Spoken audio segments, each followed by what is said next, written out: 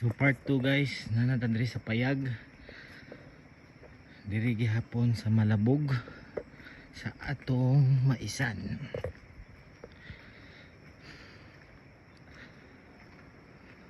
Ayan siya, no? So muna siyang continuation sa itong video kaganiha. So hana ko tubig to sa ubos. Paana pa na tara maisan. Medyo lisod-lisod na siya kung anon guys, kay bakilid siya, no?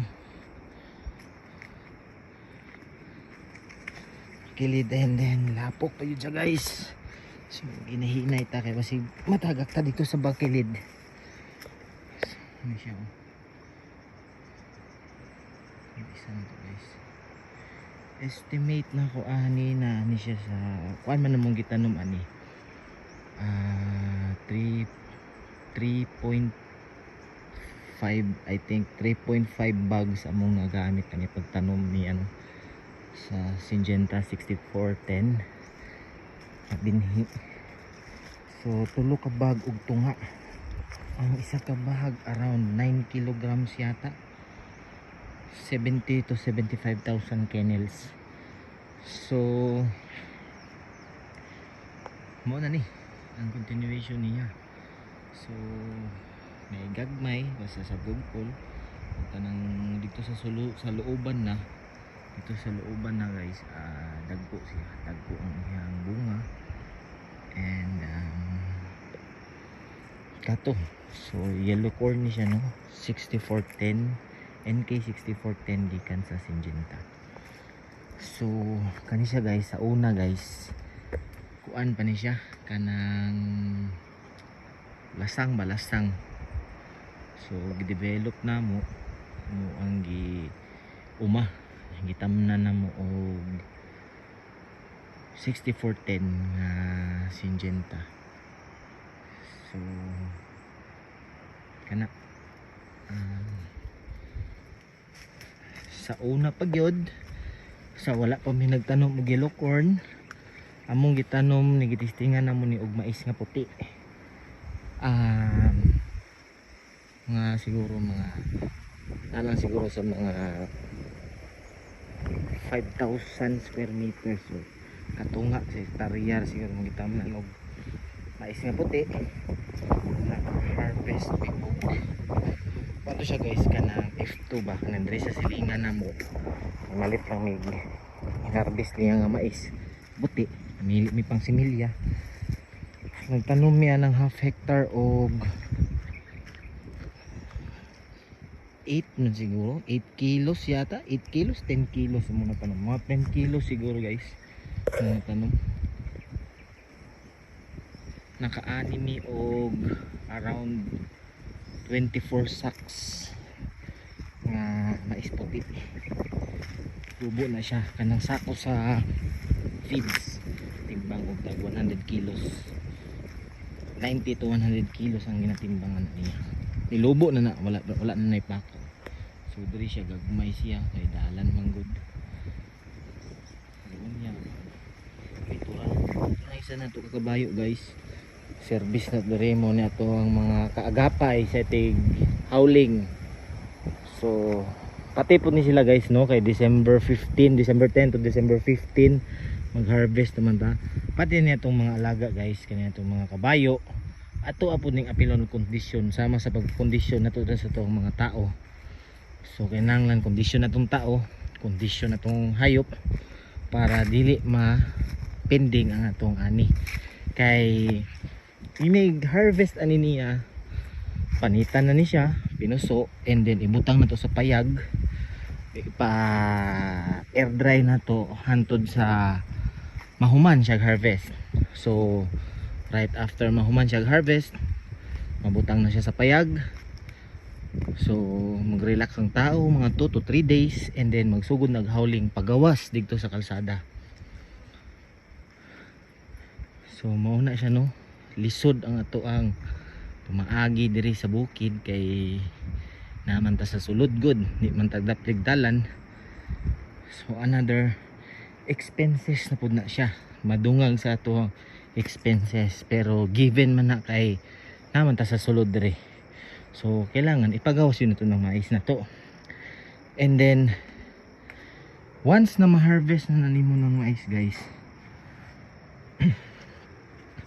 once na ma-harvest na nimo ng mais, kailangan dili yun na siya dapat mabasa, or dili na siya pwede nga mo dapat siya sa yuta, kaya nga no, muturok na siya, muturok ng mais.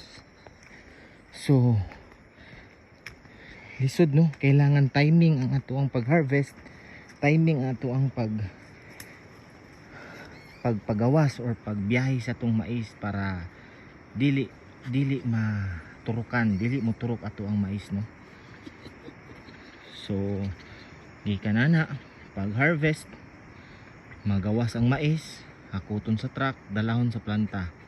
So digto na ta sa planta guys, digto na ta sa planta mag seller. Tanggalon na to ng mais sa iyahang pakaw. Digto na sa planta guys, kay pag tanggal ana digto, diretso bulad na day na itong mga mais 1 or 2 days. So saka na ta bayaran na ta sa planta para paliton na nila itong mais. So kani guys, ang last harvest na mo is July this year 2023. Nani kadaghan, I think 3 bags lang yata among natanom ato. Niabot mi og 3 bags, niabot mi ato og something 11.8 kilograms, 11,800 kilograms ang among na-harvest ato sa 3 bags na mo gitanom diri. So hopefully madungagan og half nga sako. So estimate na mo ani ang katong 11,800 guys, pag sinako to siya nga pinuso, na ato siya sa 320 to 340, nakalimot na ko, 320 o 340 mga inana ka sako. So pag lubo na, pag dried na, nitimbang siya og 11,800 kilograms. So at that time ang baligya na mo ato is 1750. I mean ang palit nila sa mo ato is 1750. So naa siya kita, ang amo mong gi-input ani is ang Syngenta na seeds is nasa 5,700 ang per bag. So 4 bags among gipalit, and then nagpalit mi o Viking Ship urea sa Yara. Nipalit ni gasto mi ang first namong abono ani is ang urea na mong nagamit is 9 sacks, and then gisagulan nako og winner sa Yara. Winner 4 ka bag, and then urea, Viking Ship urea 9 bags. So abot siya og 13 bags in total. So nakalimot pug ko kung pila kung palit sa sa Yara na paabono. Giabonuhan nato ni siya, first nato siya giabonuhan is nag-edad ang mais gikan sa pagtanom. Nag-edad siya 12 days, nag-abono ta, first abono. And then gisigundahan nato siya sa ika 28 days niya. Ni segunda ta og kuan, ni segunda ta og 15 bags among nagamit ato. 15 bags, 7 ka 7 ka winner, and 8 ka bags na Viking Ship urea. So pagka 28 days na mo to siya giabono sa mais, and then by 30 to 35, ika 35 days niya nag-prevention ta og Prevaton para sa mga peste. So Prevaton lang guys no, kita man ninyo ganiya sa first video na okay ang mais, wala siya damages. Kung naaman kanang ilaga, So dire sa among area guys, wala kay ni siya ilaga diri. Nami damage sa amo ang mais sa ilaga. So dili na lang namo ginahatagan og pansin kay another expenses na pud na. So amo na lang ginatreat ang ilaga nga bahin na to nila. Ila na tong bahin. So sa last na mo harvest na ami kuan na ami 300 kapin kasako na harvest. So ang gikaunan sa ilaga dito guys, dili kaabot siguro mga 5 kasako. Among kay kanang mga kinanan sa ilaga, ginalahi na muna siya pag harvest, ginalahi na muna siya butang kay kanang salin sa ilaga nga kinaon ipakaon na pud mo sa mong manok. So naray mga 5 kasako siguro, wala ray 5 kasako ang gikaon sa ilaga. So okay na na, ana gyud na.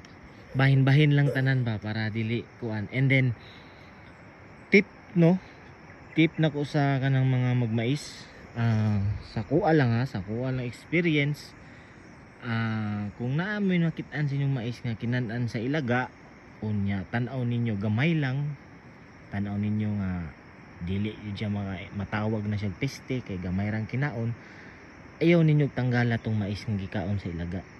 Kay kung tanggalon to ninyo, mangita naman putuglain mais nga kauno ng ilaga. So modaghan ang imong damage. Ipakaon lang gud sa ilaha, hatag na na bahin para sa ilaha. So kato no, ilaga sa mga ulod, wala tay ulod guys no, kay naka prevaton dayon ta pagka 35 days old niya. So wala naka-penetrate ang ulod, army worm or unsa man tawag nga worm na dira. So wala tay ulod nga problema diri guys. And then kato lang. So pansin pud niyo dito no, medyo kuan siya, murag ang color sa iyahang dahon dito medyo light siya. So kana man gud nga area guys is ginatugwayan nagkabayo diha. So ang yuta dira dili gyud kayo ingon nga say tawag ani, dili kayo siya ingon nga maayo, pwede gud siya tamnan gud, pero mura siya